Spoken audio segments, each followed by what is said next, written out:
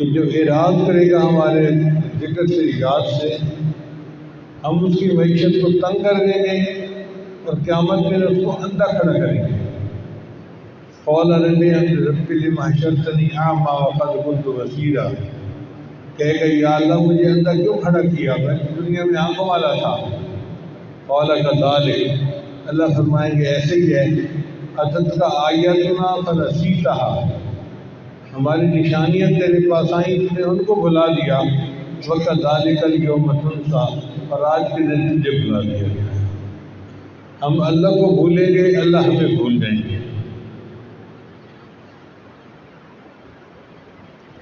اس لیے جو بندہ رزق حلال کی کوشش کرتا ہے اس کو عبادت کا ثواب ملتا ہے، اور جو بندہ سود لینا شروع کر دیتا ہے اس کے رزق میں سے برکت ختم ہو جاتی ہے، کیونکہ سود کا لینا اللہ سے جنگ کرنے کے معنی ہے۔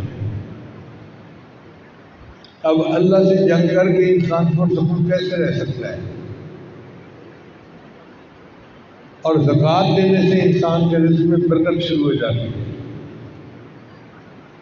میں نے پچھلے جمعے میں بھی بتایا تھا کہ ایک کاروباری آدمی بتانے لگا کہ میرے والد صاحب پوری زکوٰۃ نکالتے ہیں، اور اس کی وجہ سے اللہ نے ہمارے رزق میں برکت دی ہوئی ہے۔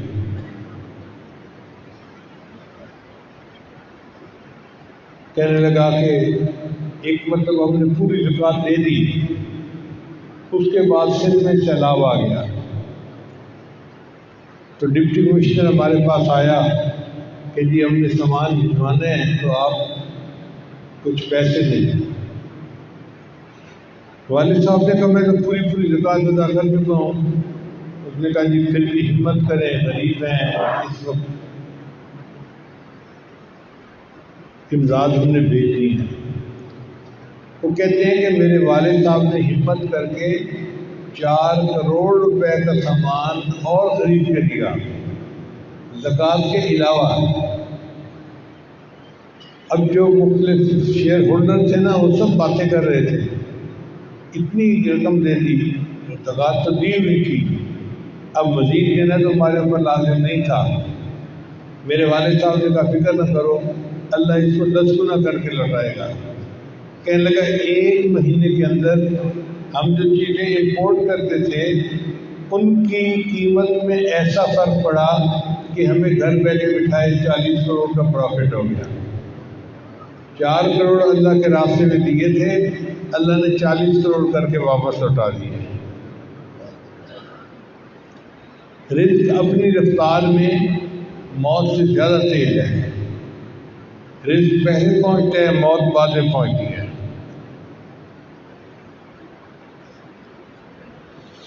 اللہ فرماتے ہیں نحن قسمنا بینہم معیشتہم، ہم نے انسانوں کے درمیان معیشت کو خود تقسیم کیا ہے۔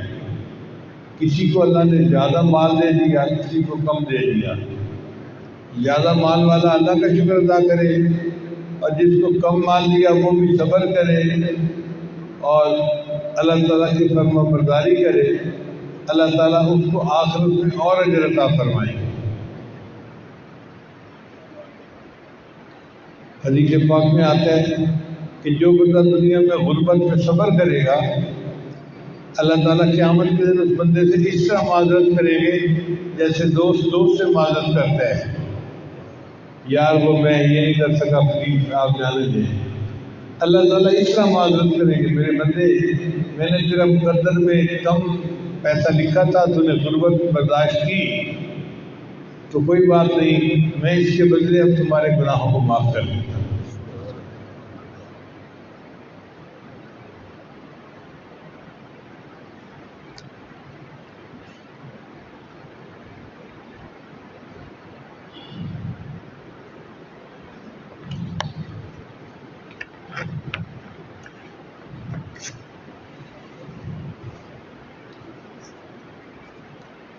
خواجہ مستعمل رحمۃ اللہ نے ایک مسجد میں نماز پڑھی تو مسجد کے امام سے مصافحہ ہوا۔ امام صاحب نے سوال پوچھا من این تاکل، تو کہاں سے کھانا کھاتا ہے؟ مقصد تو اس کا پوچھنے کا یہ تھا کہ تو کیا کام کرتا ہے. سوال اس نے کیا کر دیا, من این تاکل, تو کہاں سے کھاتا ہے. تو باجی بستانی نے جواب دیا, اس پہ صبر کر, حتیٰ اعید الصلاۃ التی صلیتها خلفک, صبر کر پہلے میں نماز لوٹا لوں جو میں نے تیرے پیچھے پڑھی ہے. تجھے اللہ کے راضی ہونے میں شک ہے تو میری نماز ہی نہیں ہوئی تیرے پیچھے. حیث شککت فی رازق المخلوقین. اس کے باجی بستانی فرماتے تھے اگر ساری زمین تانبے کی بن جائے, اگر ساری زمین تانبے کی بن جائے اور ساری مخلوق میری عیال بن جائے, ساری دنیا کی مخلوق میرے کنبہ ہو, اور آسمان سے ایک قطرہ پانی کا نہ گرے تو مجھے پھر بھی کوئی غم نہیں. اللہ اپنے بندوں کو لازماً روزی پہنچا کے رہے گا.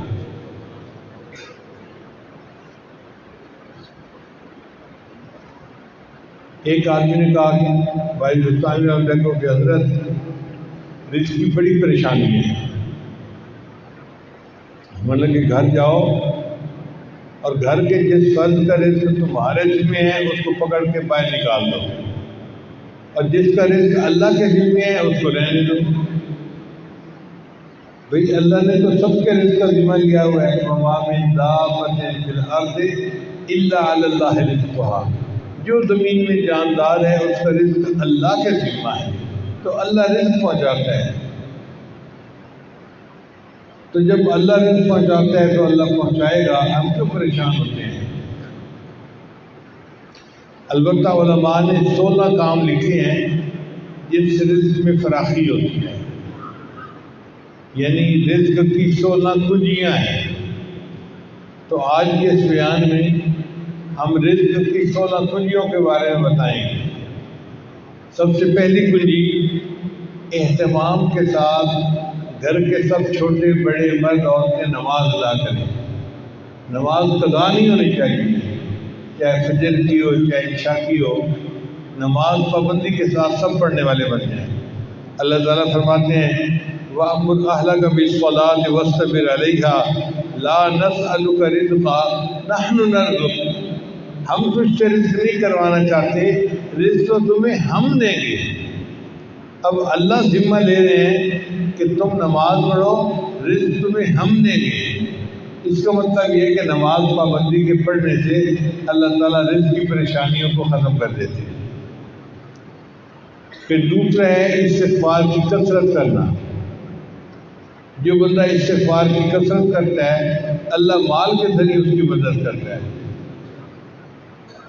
قرآن مجید میں اللہ تعالیٰ فرماتے ہیں استغفروا ربکم انہ کان غفارا یرسل السماء علیکم مدرارا ویمددکم باموال وبنین ویجعل لکم جنات ویجعل لکم انہارا. اللہ مدد کرے گا تمہاری مال کے ذریعے سے اور بیٹوں کے ذریعے سے, اور اللہ تمہارے رزق میں برکتیں عطا فرما دے گا.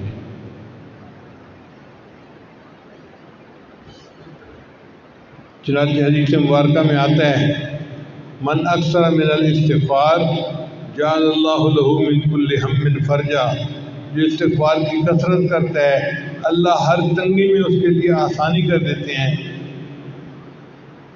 ہر غم میں اس کے لیے اللہ راستہ کھول دیتے ہیں. ومن کل ضیق مخرجا, اور ہر تنگی سے نکلنے کا راستہ نکال دیتے ہیں. ورزقہ من حیث لا یحتسب, اور اس کو ایسی طرف سے رزق دیتے ہیں جس کا اس کو گمان ہی نہیں ہوتا.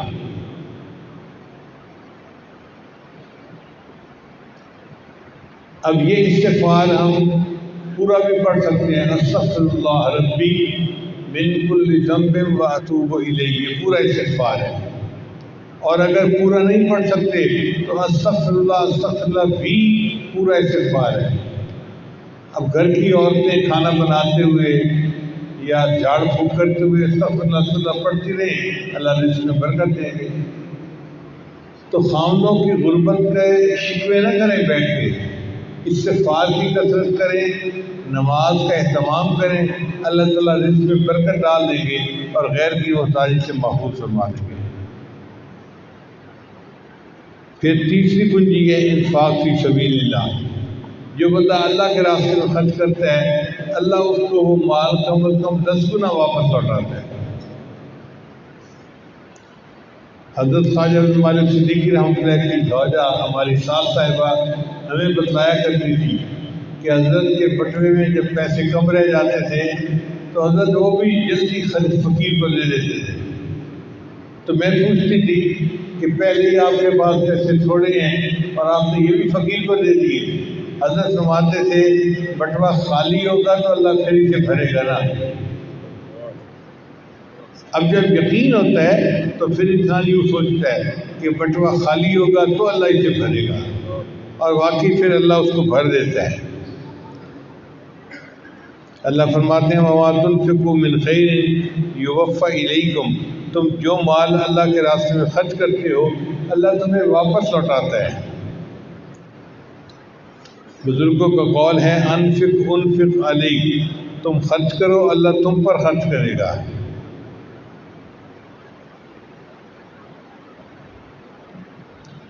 عبداللہ بن عمر نانا فرمایا کرتے تھے اللہ نے اپنے کچھ بندوں کو اس کام کے لیے مخصوص کیا ہوا ہے کہ اللہ ان کو ان کی ضرورتوں سے زیادہ مال دے دیتا ہے، اور وہ اس لیے دیتا ہے کہ وہ مال وہ غریبوں میں خرچ کریں اور جو دینی مدارس مساجد ہیں ان میں خرچ کریں. اگر وہ خرچ کرتے رہتے ہیں اللہ ان کو مال دیتا رہتا ہے، اور جب یہ خرچ کرنا بند کر دیتے ہیں اللہ مال دینا بند کر دیتا ہے. چنانچہ ہمارے پاس بہت سارے کاروباری حضرات آتے ہیں. حضرت ایک وقت تھا مٹی کو ہاتھ لگاتے تھے سونا بن جاتی تھی، آج تو سونے کو ہاتھ لگائیں تو مٹی بن جاتی ہے. بھئی جب مٹی سونا بن جاتی تھی تو تمہیں جو کچھ مال ملتا تھا وہ تمہارا ذاتی نہیں تھا، اس میں غریبوں کا بھی حصہ تھا. تم نے اللہ کے راستے میں اس کو خرچ نہیں کیا تو اللہ نے دینا بند کر دیا. آپ دیکھیں ڈاکیے کا کام ہوتا ہے کہ وہ ڈاک کو اس کے جو بندہ ہوتا ہے اس تک پہنچاتا ہے. اگر کوئی ڈاکیا ڈاک پہنچانا بند کر دے تو پھر سرکار اس کی وجہ کسی اور کو ڈاکیا بنا لیتی ہے. تو اسی طرح جس کو مال اللہ نے زیادہ دیا تھا اس کا مقصد یہ تھا کہ یہ خود بھی کھائے اور یہ غریبوں کو بھی کھلائے. اب جس نے غریبوں پہ خرچ کرنا بند کر دیا اللہ اس کا رزق کم کر دیتے ہیں اور کسی اور کو واسطہ بنا دیتے ہیں کہ وہ اللہ کے راستے میں اس کو خرچ کر سکے.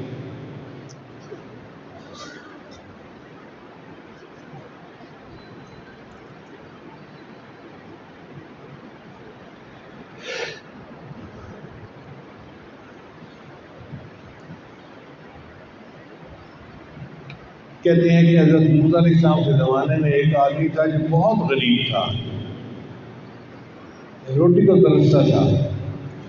اس نے موسیٰ علیہ السلام سے آ کر فریاد کی کہ آپ کلیم اللہ ہیں، اللہ سے ہم کلامی کرتے ہیں، اور جب آپ کو حضور پہ جائیں نا تو آپ اللہ سے یہ سوال کرنا کہ یا اللہ میری پوری زندگی کا رزق مجھے ایک ہی دفعہ مل جائے، میں چند دن تو پیٹ بھر کے کھانا کھا لوں، پھر موت آنی ہے تو مر جاؤں گا.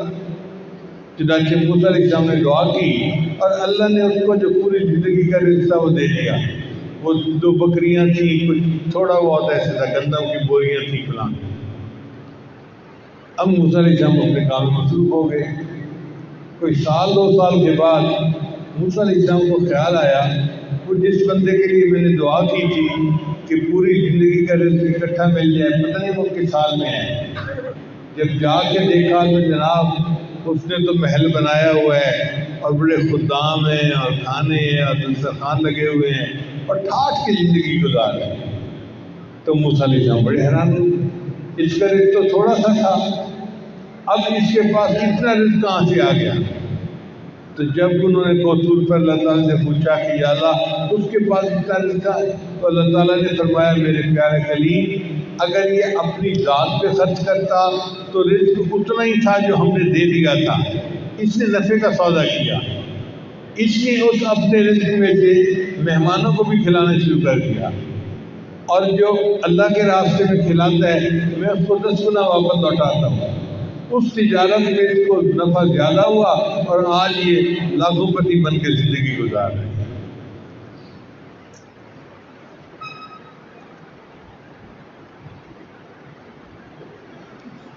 ہمارے قریب علاقے میں ایک عورت گزری ہے، اس کا نام مشہور تھا کہ یہ تو حافظ تائی کی بہن ہے، بڑی سخیہ عورت تھی۔ اس کا یہ دستور تھا کہ اس کے گھر کے قریب سے جو کوئی گزرتا وہ اس کو بٹھاتی، کھانا کھلاتی اور پھر گئی۔ اللہ کی شان دیکھیں کہ گاؤں جو ہے وہ بالکل سڑک کے کنارے پہ تھا۔ اب جو دیہات کے لوگ ہوتے تھے وہ سڑک پہ آتے اور وہاں سے بس لے کے شہر آتے تھے۔ کئی فیملی والے بھی ہوتے تھے، کئی اکیلے ہوتے تھے، تو لوگوں کو وہاں کھڑے ہونا پڑتا تھا، کبھی دھوپ ہے، کبھی سردی ہے، کبھی گرمی ہے۔ اس نے اپنے خاوند کو مشورہ دیا کہ مسافر لوگ یہاں آ کے انتظار کرتے ہیں، اگر ہم ایک چھت سی بنا دیں تو ان کو آسانی ہو جائے گی، سایہ مل جائے گا۔ تو خاوند گاؤں کا نمبردار تھا، اس نے کہا ٹھیک ہے، چنانچہ اس نے ایک چھت بنا دی۔ اب لوگوں کو جب بیٹھنے کے لیے جگہ مل گئی تو لوگ آتے اور انتظار میں وہاں بیٹھ جاتے۔ پھر اس عورت نے سوچا کہ مہمان آتے ہیں، بیٹھے رہتے ہیں انتظار میں، پیاس لگی ہوگی، کسی کو بھوک لگی ہوگی، کیوں نہ میں ان کو لسی پلا دیا کروں۔ اب لسی تو دیہاتوں میں ہر گھر میں ملتی ہے، چنانچہ وہ لسی بھیج دیتی اور لوگ وہاں بیٹھتے اور پیتے اور آرام سے رہتے۔ پھر کچھ عرصے بعد اس کو خیال آیا کہ میں صرف لسی بھیجتی ہوں، اگر کسی کو بھوک لگی ہوگی تو کیا ہوگا، تو اس نے روٹیاں بنانی شروع کر دی۔ اب جب لوگوں کو کھانے کے لیے روٹی بھی ملی، لسی بھی ملی، تو لوگ پروگرام ہی اسی طرح بناتے ہیں۔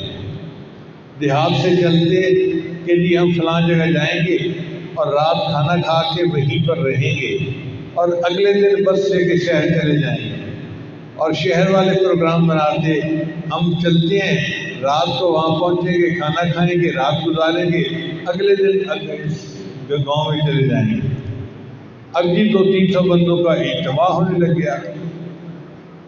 اب جب 200-300 بندے روز کھانا کھاتے تو کچھ حاسد قسم کے لوگ ہوتے ہیں جن کی آنکھوں میں پٹی بندھی ہوتی ہے۔ انہوں نے دیکھا تو انہوں نے اس کے خاوند کو کہا یار تم پیسے در سے توڑ کے لاتے ہو؟ اس نے کہا نہیں، میں تو کماتا ہوں، رہی زمین ہے۔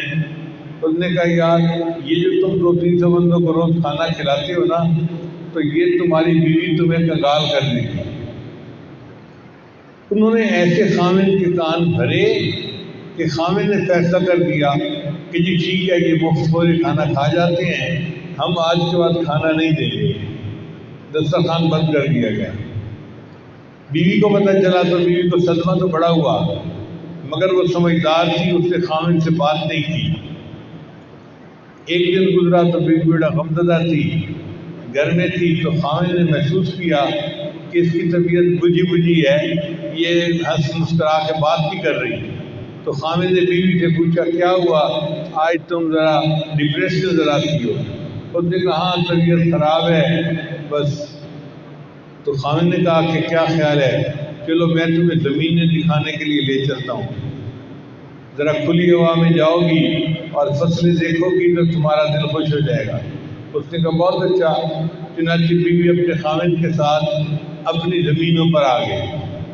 اب وہاں پر تھوڑی دیر تو فصلیں دیکھتی رہی، پھر ایک جگہ کنواں چل رہا تھا، وہ آئی اور کنویں کے پاس آ کر بیٹھ گئی۔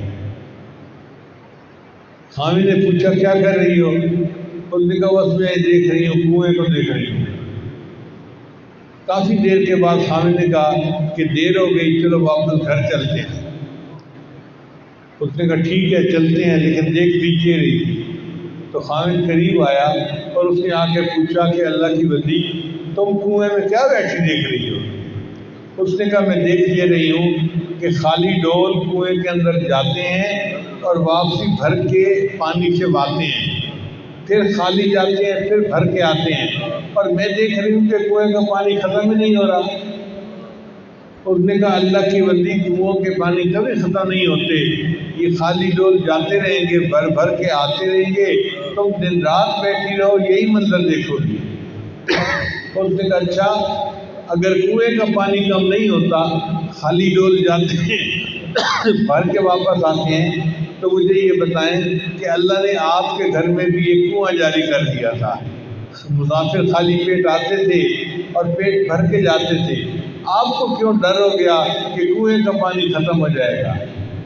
उसके बाद उसके खामिद ने कहा कि मैं दस्तरखान को कभी बंद नहीं करूँगा, जब तक वो औरत जिंदा रही दस्तरखान चलता रहा और 200-300 आदमी रोज वहाँ पे खाना खाया करते थे।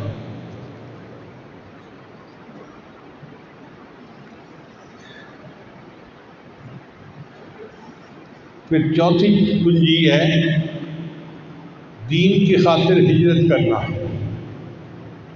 वमन युहाजिर फी सबीलिल्लाहि यजिद फिल अर्दि मुरागमन कसीरन व ज़ाअ।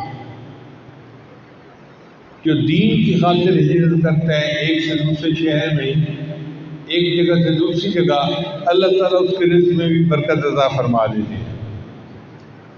आप देखते हैं ना, हमारे इलाके में पठान दोस्त आते हैं और उनके पास कुछ पैसा नहीं होता, वो सिर्फ एक कुल्हाड़ा खरीदते हैं और उस कुल्हाड़े के बाद वो फिर दरख्तों के ठेके लेके काटना शुरू कर देते हैं और थोड़े दिनों के बाद उनके लकड़ी के इतने बड़े बड़े डाल बन जाते हैं और वो लाखोंपति बन जाते हैं।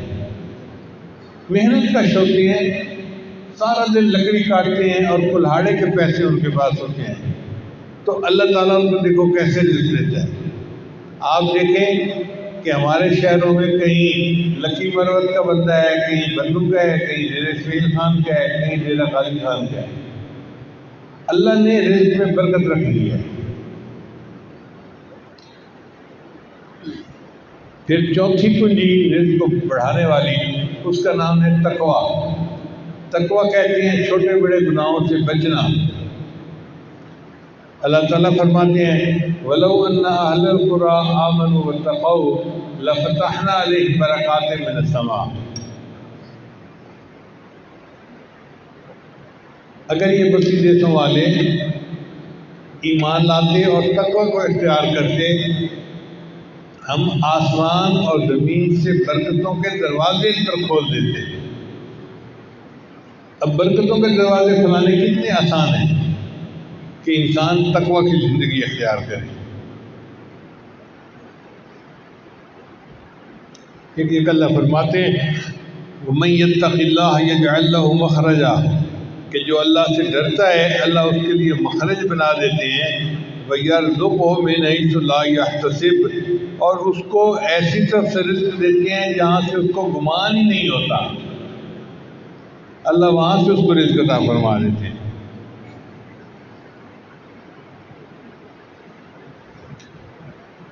सुफियान सौरी रहमतुल्लाह फरमाते थे इत्तक़िल्लाह, तुम अल्लाह से डरो।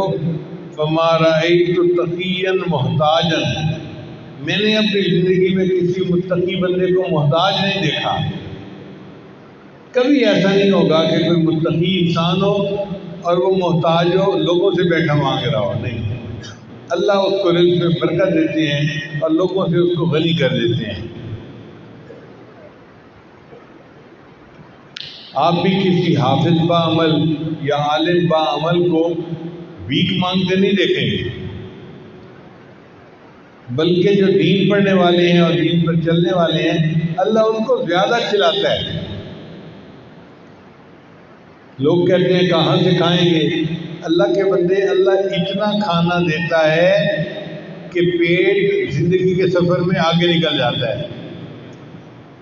इसीलिए ये जो नेक लोगों के पेट बढ़ जाते हैं ना, ये असल में दुनियादार लोगों की वजह से बढ़ते हैं। अगर दुनियादार लोग एतराज़ ना करते, अल्लाह पेट ना बढ़ाते। अल्लाह पेट बढ़ा देते हैं कि तुम कहते हो खाएंगे कहाँ से, देखो कितना बड़ा पेट है, आखिर जाता है ना इसमें खाना।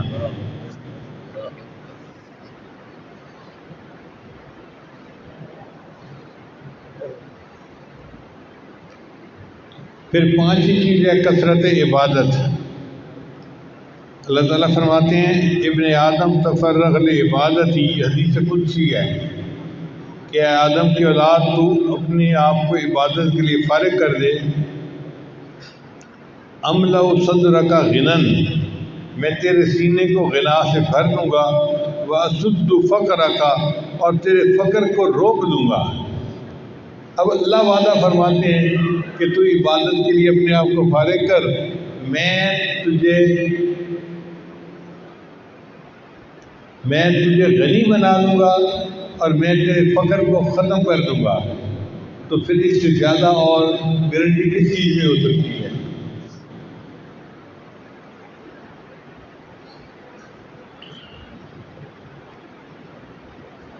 اصل وجہ یہ ہے کہ کچھ گھوڑے ہوتے ہیں جو ریس کا مقابلہ جیتے ہیں۔ جو ریس کا مقابلہ جیتنے والے گھوڑے ہو نا، وہ بہت مہنگے بکتے ہیں۔ عام گھوڑا 5-10 لاکھ میں مل جاتا ہے، لیکن جو ریس کا مقابلہ جیتنے والے گھوڑے ہیں ان کی قیمت کروڑ 2 کروڑ اس طرح کروڑوں میں جاتی ہے۔ اور کسی ریس کا مقابلہ جیتنے والے گھوڑے کو کوئی بندہ گدھے گاڑی کے اندر استعمال نہیں کرتا، تانگے میں استعمال نہیں کرتا۔ وہ کہتا ہے یہ تو چیمپئن گھوڑا ہے، اس کو میں تانگے میں استعمال کیسے کروں؟ اسی طرح جو عبادت کرنے والے لوگ ہوتے ہیں، اللہ ان کو دنیا کے دھندوں میں الجھاتے نہیں ہیں کہ وہ بیٹھ کے دنیا کے دھندے کرتے رہیں اور اس سے روزی کمائیں۔ اللہ ان کو روزی میں ایسی برکت دے دیتے ہیں کہ ان کو غیر کی محتاجی سے اللہ فارغ کر دیتے ہیں۔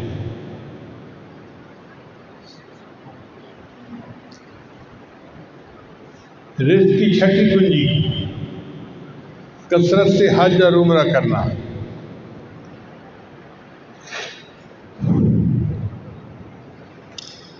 چنانچہ حدیث مبارکہ میں آتا ہے، حج اور عمرہ فقر کو اور گناہوں کو اس طرح دور کرتے ہیں جس طرح بھٹی سونے چاندی کی میل کو دور کر دیتی ہے۔ آگ کی بھٹی میں سونے کو پگھلاؤ نا تو کھوٹ الگ ہو جاتا ہے، سونا الگ ہو جاتا ہے۔ جس طرح آگ کی بھٹی سونے چاندی کے کھوٹ کو دور کر دیتی ہے، اللہ تعالیٰ کے حبیب صلی اللہ علیہ وسلم نے فرمایا کہ اس طرح حج اور عمرہ انسان سے فقر کو اور گناہوں کو دور کر دیتا ہے۔ اللہ گناہ بھی بخش دیتا ہے اور انسان کے فقر کو محتاجی کو بھی ختم کر دیتا ہے۔ پھر 7ویں کنجی ریسکی صلہ رحمی کرنا۔ صلہ رحمی کہتے ہیں رشتہ داریوں کو قائم رکھنا۔ جو خون کی رشتہ داریاں ہوتی ہیں نا، چچا ہے، پھپھو ہے، خالہ ہے، یہ جو قریبی رشتہ دار ہیں ان کے ساتھ تعلق بنا سنوار کے رکھنا۔ ہاں اگر اختلافات زیادہ ہیں تو بہت محبت کا تعلق نہ صحیح، مگر کم از کم صلاح دعا اسلام دعا رکھنی چاہیے اور حال احوال پوچھتے رہنا چاہیے۔ قتل تلخی کر دینا، بول چال بند کر دینا، یہ چیز اللہ نے منع فرما دی ہے۔ آج کل تو ذرا سی بات میں بہن بھائی آپس میں بولنا بند کر دیتے ہیں، دو بھائی آپس میں بولنا بند کر دیتے ہیں، قریبی رشتے دار بند کر دیتے ہیں۔ یہ قطع رحمی اللہ کو سخت ناپسند ہے اور بندے کے لیے جہنم جانے کا سبب بنتی ہے۔ اور جو بندہ صلہ رحمی کرتا ہے، رشتہ داروں کے ساتھ اچھا تعلق رکھتا ہے، بنا کے رکھتا ہے، اس کے بدلے اللہ اس کے رزق میں اور عزت میں برکت عطا فرما دیتے ہیں۔ حدیث مبارکہ ہے، نبی اسلام نے ارشاد فرمایا، من احب ان یزاد فی عمرہ و یزاد فی رزقہ فلیصل رحمہ۔ جو بندہ چاہے کہ اس کے رزق میں اور اس کی عمر میں برکت ہو جائے، اس کو چاہیے کہ صلہ رحمی کرے، رشتہ داروں کے ساتھ اچھا سلوک رکھے تو اللہ اس کے رزق میں اور عمر میں برکت عطا فرمائے۔ اب آپ بتائیے اس سے زیادہ اور آسان بات کیا ہو سکتی ہے؟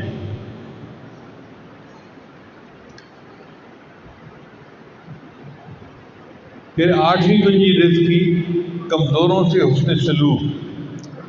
حدیث مبارکہ میں ہے، نبی صلی اللہ علیہ وسلم نے فرمایا، تمہیں اپنے کمزور اور ضعیف لوگوں کی وجہ سے نصرت ملتی ہے۔ لعلکم ترزقون بضعفائکم، جو تمہارے کمزور ہیں نا ان کے وجہ سے اللہ تمہیں رزق دیتے ہیں، اور ہم کمزور کو اپنے اوپر بوجھ سمجھتے ہیں۔ کہ یہ مصیبت ہے ہمارے سر پہ، مصیبت نہیں ہوتی، اللہ کی طرف سے رزق ان کی وجہ سے مل رہا ہوتا ہے۔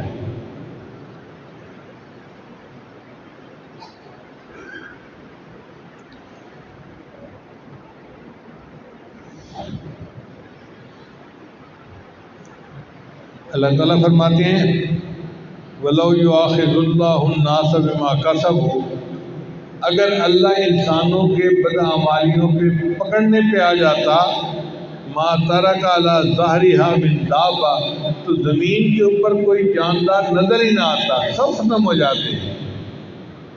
تو سچی بات تو یہ ہے کہ اگر اللہ پکڑ پہ آتے تو ہم دنیا میں زندہ ہی نہ رہتے۔ ہم جو زندہ ہیں یہ اللہ تعالیٰ کی درگزر کا معاملہ ہے، اللہ تعالیٰ کی بخشش کا معاملہ ہے۔ پھر نویں کنجی رزق کی توکل، وَمَن يَتَوَکَّلْ عَلَى اللَّهِ فَهُوَ حَسْبُهُ، جو اللہ پر توکل کرتا ہے اس کے لیے اللہ کافی ہوتا ہے۔ آپ دیکھیں پرندے اپنے گھر سے خالی پیٹ نکلتے ہیں اور رات کو پیٹ بھرے واپس آتے ہیں، جبکہ بندے کا معاملہ یہ ہے کہ گھر سے پیٹ بھر کے نکلتا ہے ناشتہ کر کے، شام کو آتا ہے تو خالی پیٹ ہوتا ہے۔ بلے رزق نہ بندے پکھو تے درویش، جنہ تکیہ رب دا انہ رزق ہمیش، جو اللہ پہ توکل کرتے ہیں اللہ ان کو ہمیشہ رزق عطا فرما دیتا ہے۔ اور انسان کا پیٹ تو چھوٹا سا 2 روٹی سے بھر جاتا ہے،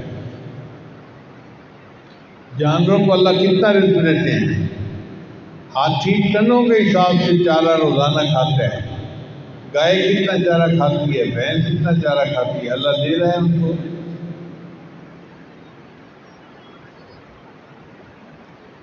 ایک مچھلی ہے اس کو کہتے ہیں ویل مچھلی، بلو ویل، وہ بلو ویل اتنا کھانا کھاتی ہے کہ اس کا ایک دن میں وزن 200 پاؤنڈ بڑھتا ہے۔ 200 پاؤنڈ آپ سمجھ لیں تقریباً 100 کے جی، 100 کلو وزن روزانہ بڑھتا ہے۔ بندے کا تو وزن ہی 100 کلو ہوتا ہے ٹوٹل، اس کا وزن ایک دن میں 100 کلو بڑھ رہا ہوتا ہے۔ اگر اللہ اس کو اتنا رزق دے رہے ہیں تو ہمیں 2 روٹی رزق کیوں نہیں عطا فرمائیں گے؟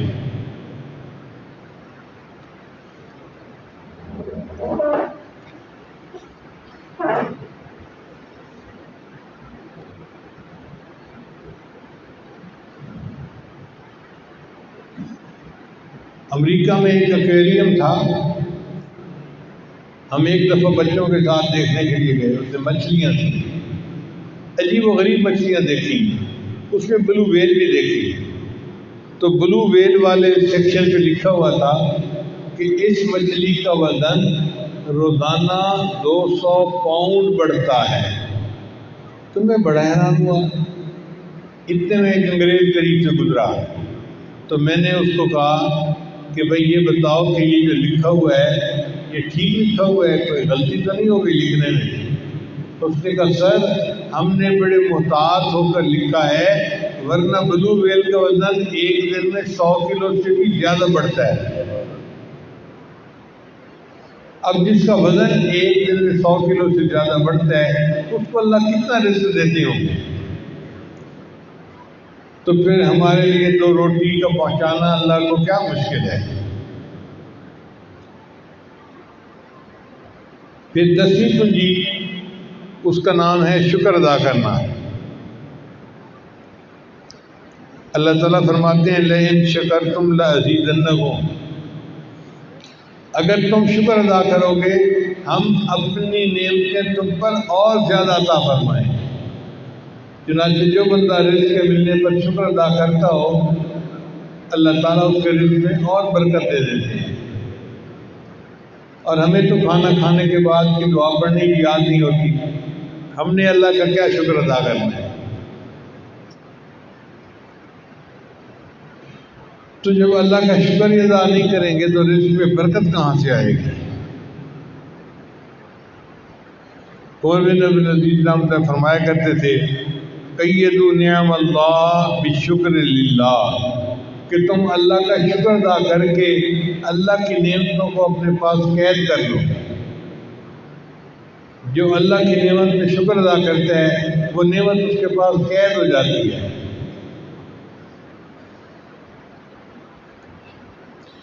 ابن عطا اسکندری رحمۃ اللہ فرماتے ہیں من لم یشکر النعمہ فقد تعرض لزوالہا، جو نعمت کا شکر ادا نہیں کرتا وہ اس نعمت کو زائل ہونے کے لیے پیش کر دیتا ہے، اللہ مجھے یہ نعمت نہیں چاہیے، واپس لے لو۔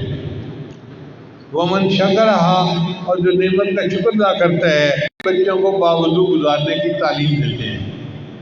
تو اگر آج کے دور میں بھی ایسے لوگ دنیا میں موجود ہیں جو اپنے بچوں کو باوضو زندگی گزارنے کی تعلیم دیتے ہیں تو اس پر تو ہم بھی عمل کر سکتے ہیں۔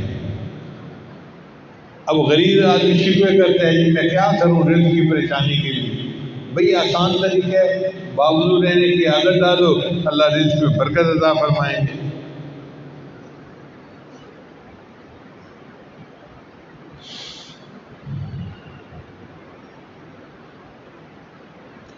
نبی شان نے ارشاد فرمایا تم چاش کی نماز پڑھو، یہ رزق کو کھینچتی ہے اور فقر کو بھگاتی ہے۔ چاش کی نماز کہتی ہیں جو دن کے 10-11 بجے پڑھی جاتی ہے۔ عام طور پہ مرد حضرات 8 بجے تک اپنے دفتروں میں، اپنے کاروبار میں، اپنی زمینوں پہ چلے جاتے ہیں کام کاج کے لیے، عورتیں فارغ ہو جاتی ہیں۔ جب عورتیں فارغ ہو جائیں ان کو چاہیے کہ گھر کے کام سمیٹیں اور پھر وضو کر کے مصلی پہ بیٹھ کے چاش کی نماز پڑھ کے رزق کی برکت کی دعا مانگیں، اللہ ان کے خامدوں کے رزق میں برکت عطا فرمائے۔ شکوے تو کرتی ہیں کہ خامد کی نوکری اچھی نہیں، خامد کا کاروبار اچھا نہیں، اللہ کی بندی دعا آپ بھی تو نہیں کرتی، آپ چاش پڑھ کے دعا کرتی، اللہ آپ کے خامد کی رزق میں برکت عطا فرما دیتے۔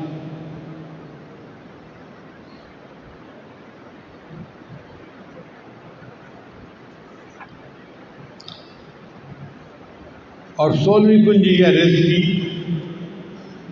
رزق کے لیے دعا کرنا۔ نمازوں کے علاوہ جب موقع ملے اللہ سے خوب دل کی گہرائیوں سے دعا مانگیں۔ جب ہم دل سے دعا مانگیں گے اللہ تعالیٰ دعا قبول کریں گے اور رزق میں برکت عطا فرما دیں گے۔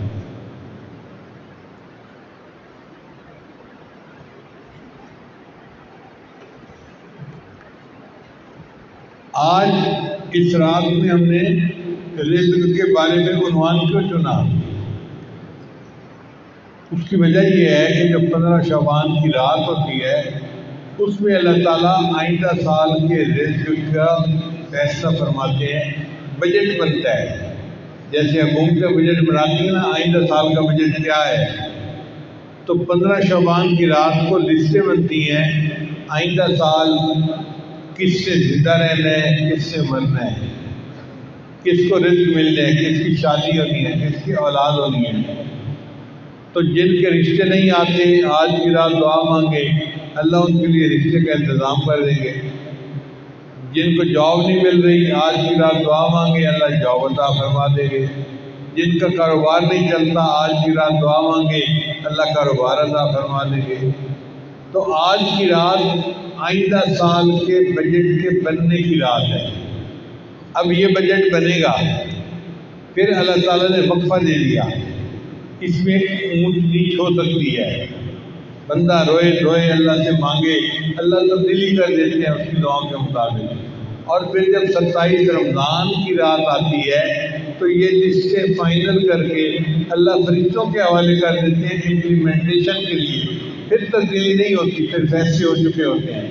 لہذا یہ وقت بڑا قیمتی ہے، 15 شعبان سے لے کے پورا رمضان، 27 رمضان تک ہمارے پاس گنجائش ہے۔ جب افسر فیصلہ کر رہا ہو نا اس وقت بھی حمایت کر لے تو وہ فیصلے کو تبدیل کر دیتا ہے، اس کے لیے آسانی ہوتی ہے۔ جب اللہ نے بتلا دیا کہ میں فیصلے کرتا ہوں اس وقت میں، تو ہمیں چاہیے اس وقت کو ہم رجوع اللہ کے ساتھ گزاریں، اللہ سے دعائیں مانگیں اور پھر دیکھیں اللہ تعالیٰ کیسے اپنے فیصلوں میں ہم پر رحمت نازل فرماتے ہیں۔ امام ربانی مجلس فرماتے ہیں کہ رات گہری ہوتی ہے، اندھیرا ہوتا ہے، پھر ایک وقت آتا ہے کہ صبح صادق طلوع ہوتی ہے۔ جب صبح صادق طلوع ہوتی ہے پھر آہستہ آہستہ روشنی بڑھنی شروع ہو جاتی ہے، بڑھنی شروع ہوتی ہے، حتیٰ کہ سورج نکلنے سے 5 منٹ پہلے اتنا اجالا ہوتا ہے کہ لگتا ہے سورج نکل آیا ہے۔ پھر سورج نکلنے کے بعد دھوپ آ جاتی ہے اور دن کی روشنی ہوتی ہے۔ تو امام ربانی مجلس احمد بھی یہی فرماتے ہیں، وہ فرماتے ہیں کہ 15 شعبان کو رمضان مبارک کا جو سورج طلوع ہونا ہے، دن ہونا ہے، اس کی صبح صادق ہو جاتی ہے۔ پھر 15 شعبان کے بعد ہر رات یہ نور بڑھتا رہتا ہے، بڑھتا رہتا ہے، بڑھتا رہتا ہے، حتیٰ کہ رمضان کا مہینہ شروع ہونے سے 2-4 دن پہلے ایسے ہی نور ہوتا ہے جیسے رمضان کا نور ہوتا ہے۔ تو آج رات سے یہ صبح صادق طلوع ہو گئی اور یہ روشنی بڑھتی رہے گی، نورانیت بڑھتی رہے گی۔ ہم اہتمام کے ساتھ ان اوقات کو گزاریں اور اللہ سے مانگیں، اللہ تعالیٰ ہماری جھولیوں کو بھر دیں گے۔ چنانچہ بزرگوں نے سمجھانے کے لیے فرمایا ہے کہ 3 مہینے ہیں جن کے لیے نبی اسلام دعا مانگتے تھے۔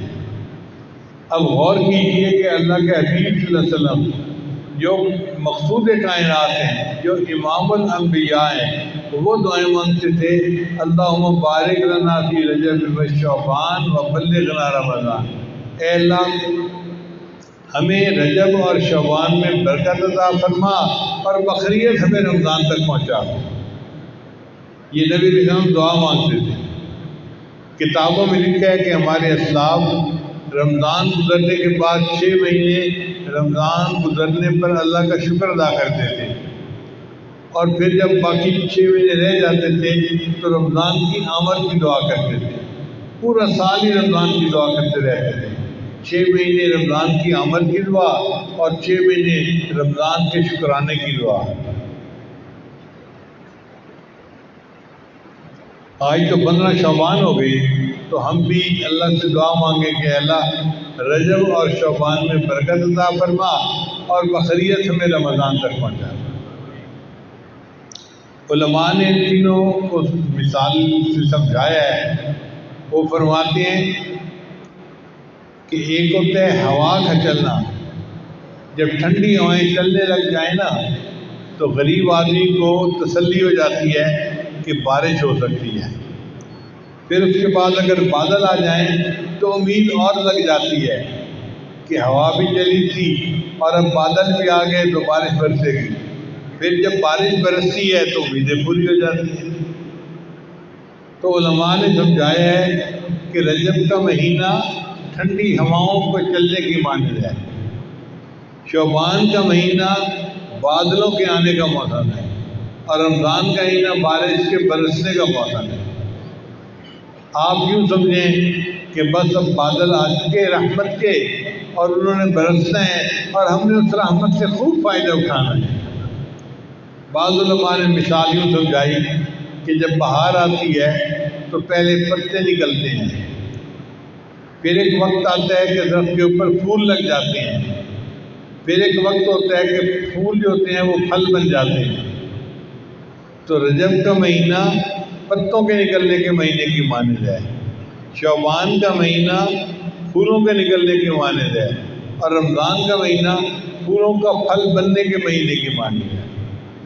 اللہ تعالیٰ ہمیں رمضان مبارک سے صحیح معنوں میں فیض یاب ہونے کی توفیق عطا فرمائے۔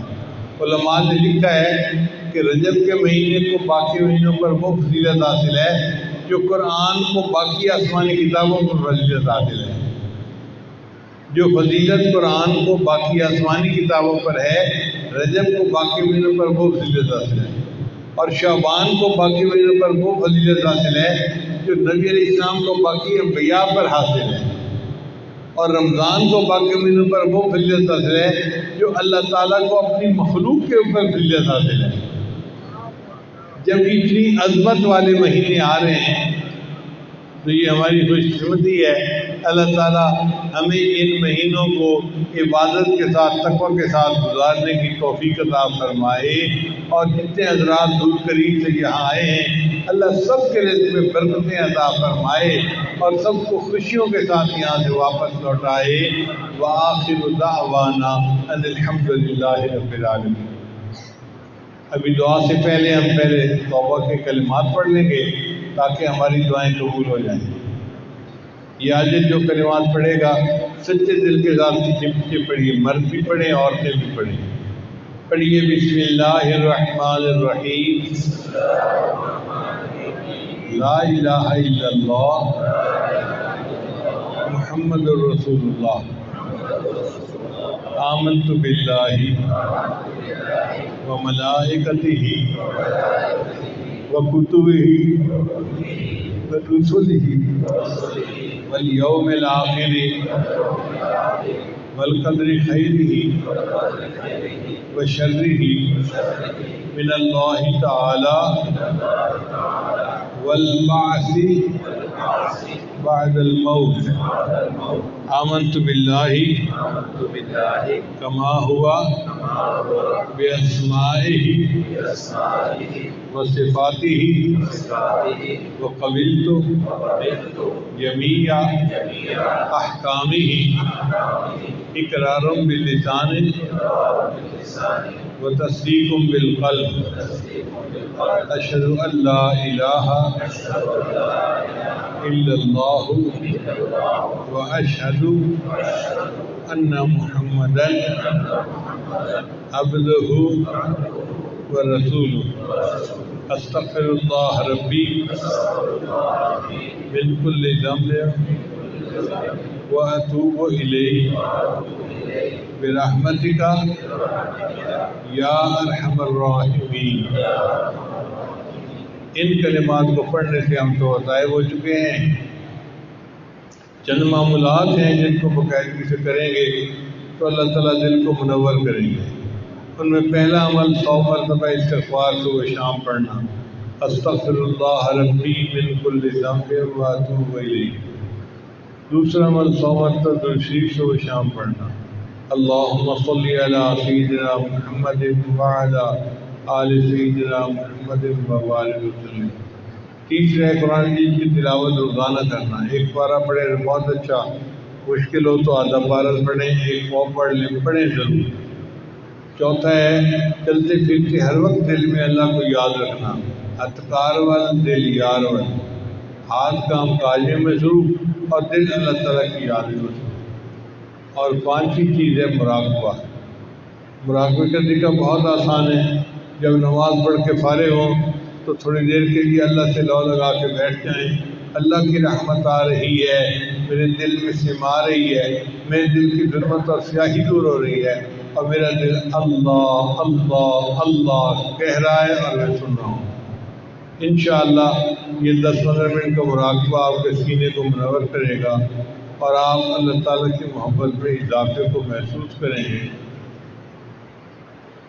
ابھی تھوڑی دیر کے لیے مراقبہ کر لیجیے، آنکھیں بند کر لیجیے، سر جھکا لیجیے، دنیا اور جو کچھ دنیا میں ہے اس سے ہٹ کر کے اللہ کی یاد میں ڈوب جائیے۔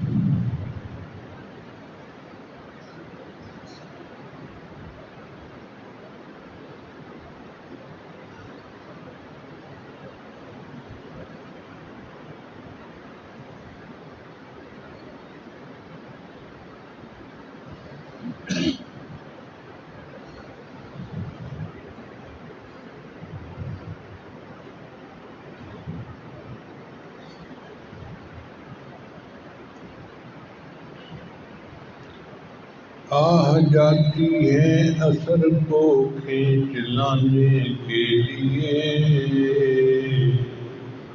بادلو ہٹ جاؤ دے دو راہ جانے کے لیے، اے دعا فریاد کر عرش بری کو تھام کے، اے خدا رخ پھیر دے اب گردش ایام کے، خلق کے راندے ہوئے دنیا کے ٹکرائے ہوئے، آئے ہیں اب تیرے در پر ہاتھ پھیلائے ہوئے، حق پرستوں کی اگر کی تو نے دل جوئی نہیں، تانا دیں گے بت کے مسلم کا خدا کوئی نہیں،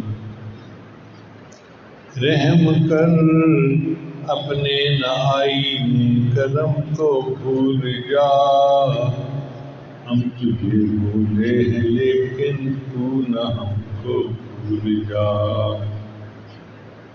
خوار ہیں بدکار ہیں ڈوبے ہوئے ذلت میں ہیں، خوار ہیں بدکار ہیں ڈوبے ہوئے ذلت میں ہیں، جو بھی ہیں آقا تیرے محبوب کی امت سے ہیں، خوار ہیں بدکار ہیں ڈوبے ہوئے ذلت میں ہیں، جو بھی ہیں آقا تیرے محبوب کی امت سے ہیں۔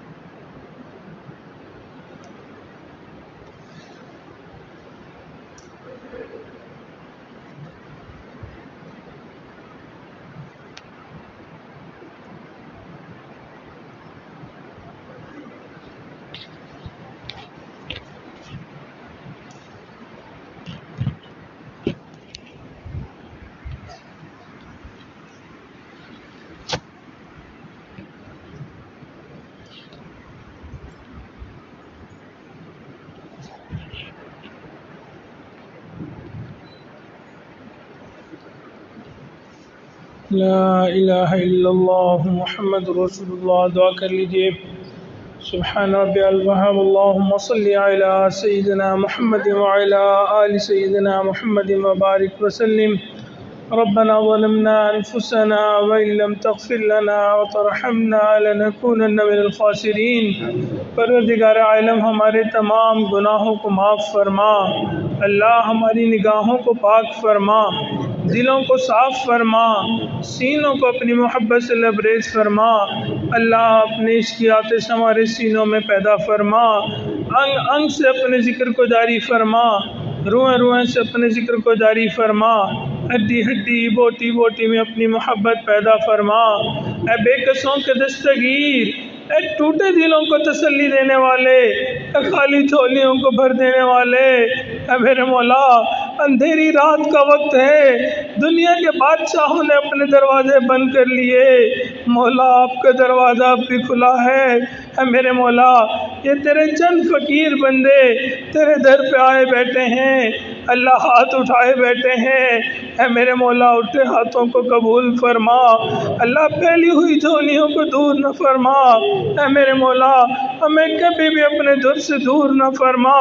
مولا در در کے دھکے کھانے سے محفوظ فرما، اللہ جس کو آپ کے در سے دھکے مل جاتے ہیں دنیا میں کوئی منہ لگانے والا نہیں ہوتا، اے میرے مولا آج ہم سچی توبہ کرتے ہیں، اللہ ہم اپنے جرموں کا اقرار کرتے ہیں، اللہ اپنے گناہوں کا اقرار کرتے ہیں، میرے مولا آپ سے سچی معافی مانگتے ہیں، اے میرے مولا ہمارے صغیرہ کبیرہ گناہوں کو معاف فرما، اے میرے مولا ہمارے دلوں کو صاف فرما، پروردگار عالم ہم گناہ کرتے کرتے تھک چکے ہیں، مولا سچی بات ہے اب مزید گناہ نہیں کرنا چاہتے، اے میرے مولا ہم صبح توبہ کرتے ہیں شام توڑ بیٹھتے ہیں اللہ شام توبہ کرتے ہیں صبح توڑ بیٹھتے ہیں، اے میرے مولا ہم آپ سے آپ کی پناہ چاہتے ہیں، اے میرے مولا ہمیں اپنی پناہ عطا فرما،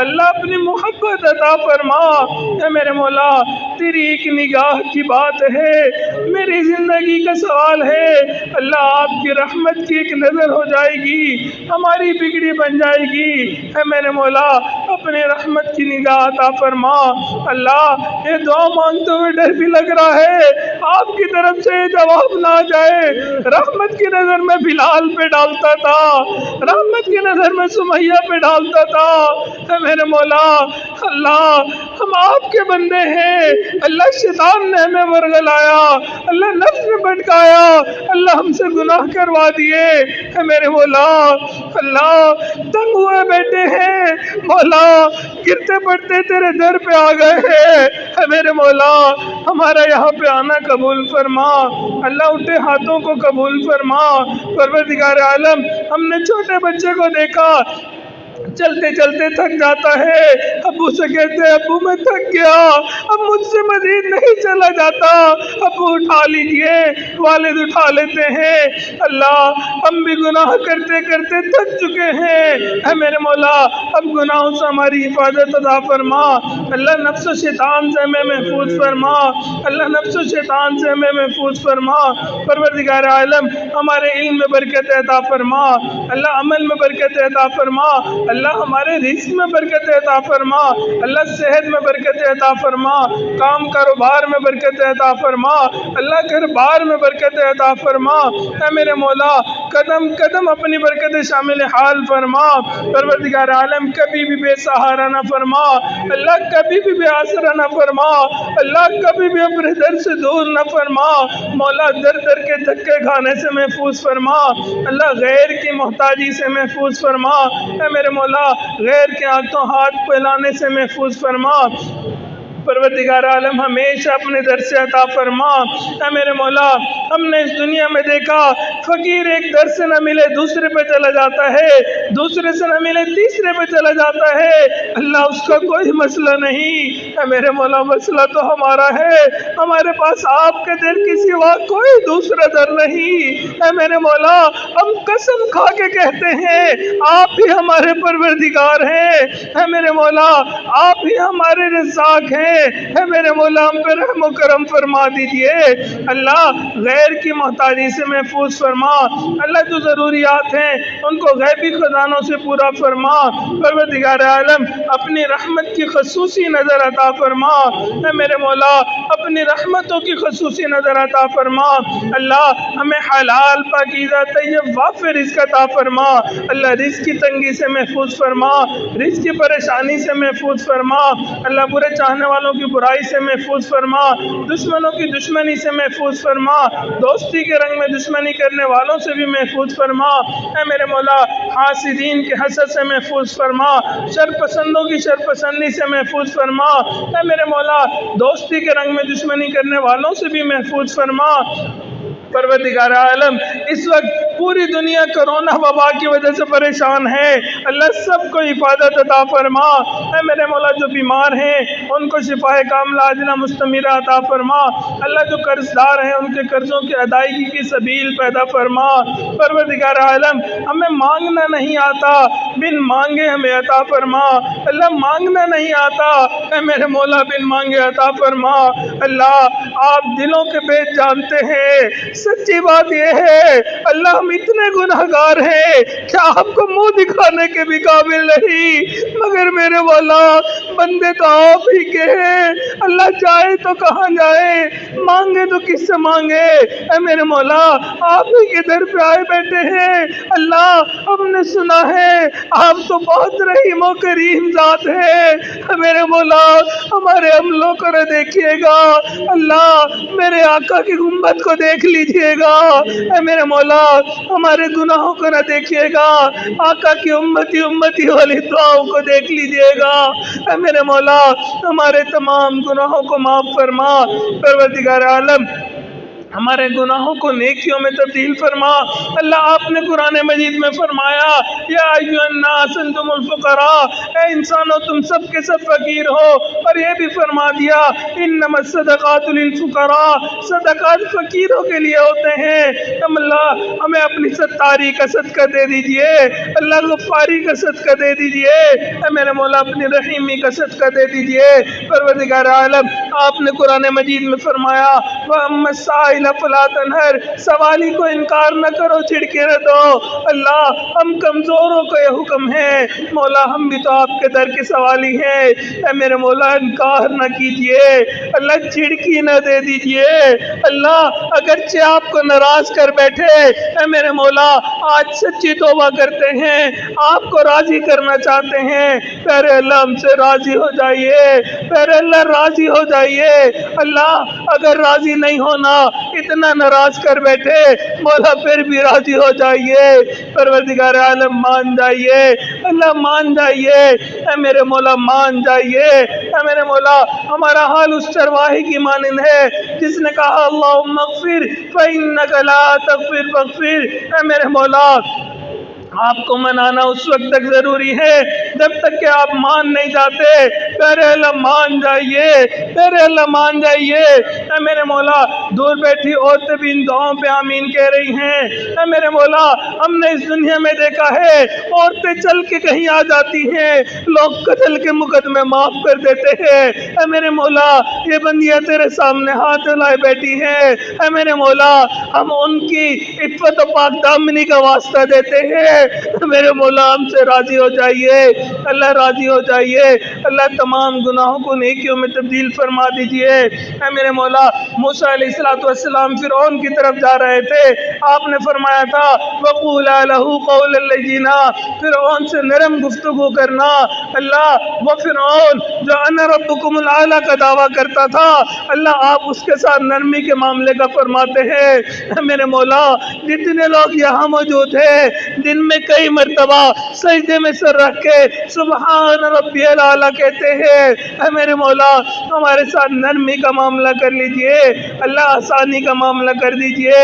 اے میرے مولا یوسف علیہ السلام کریم تھے، جب وہ بھائی آئے تھے آپ نے فرمایا تھا لا تثریب علیکم اليوم، اے میرے مولا آقا علیہ السلام بھی کریم تھے، انہوں نے فتح مکہ کے دن کہہ دیا تھا لا تثریب علیکم اليوم، اللہ آپ تو سب کریموں سے بڑے کریم ہیں، اللہ آج ہم جیسے گناہگار بیٹھے ہیں، اللہ آج آپ بھی کہہ دیجئے لا تثریب علیکم اليوم، اللہ ہمارے تمام گناہ معاف کر دیجئے، اللہ تمام گناہ معاف کر دیجئے، اے میرے مولا تمام گناہ معاف کر دیجئے۔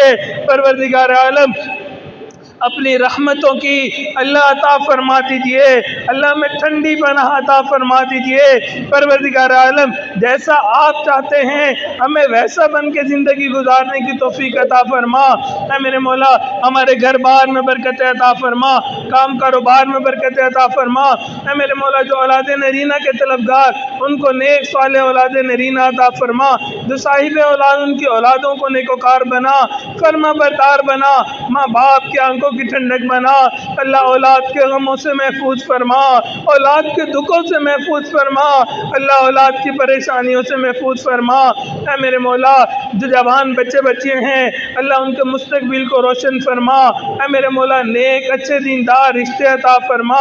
اے میرے مولا ماں باپ کے لیے فرض ادا کرنے آسان فرما۔ اللہ جو ضروریات ہے ان کو غیبی خزانوں سے پورا فرما۔ پروردگار عالم ہمارے دلوں کی جو نیک مرادیں ہیں، جو تمنائیں ہیں پوری فرما۔ پروردگار عالم رمضان المبارک کا وقت قریب آ گیا، اے میرے مولا ہمیں بخیریت رمضان المبارک تک پہنچا اور رمضان المبارک میں خوب ڈٹ کے عبادت کرنے کی توفیق عطا فرما۔ اللہ اپنی رضا ہمیں عطا فرما، اللہ لقاء والی زندگی عطا فرما، اللہ ہمیں اپنے عبادت گزار لوگوں میں شامل فرما، شب زندہ دار لوگوں میں شامل فرما، نیکوکار لوگوں میں شامل فرما۔ اے میرے مولا آقا علیہ الصلوۃ والسلام کی ایک ایک سنت پہ عمل کرنے کی توفیق عطا فرما۔ اے میرے مولا ہمارے عزیز اقارب مشائخ رشتہ دار جو فوت ہو گئے ان کی مغفرت فرما، جن کی آپ نے مغفرت کر دی قرب کے اعلیٰ ترین درجات عطا فرما۔ اے میرے مولا ہمارے پیارے ملک پاکستان کی حفاظت فرما، اللہ اس کو دین کا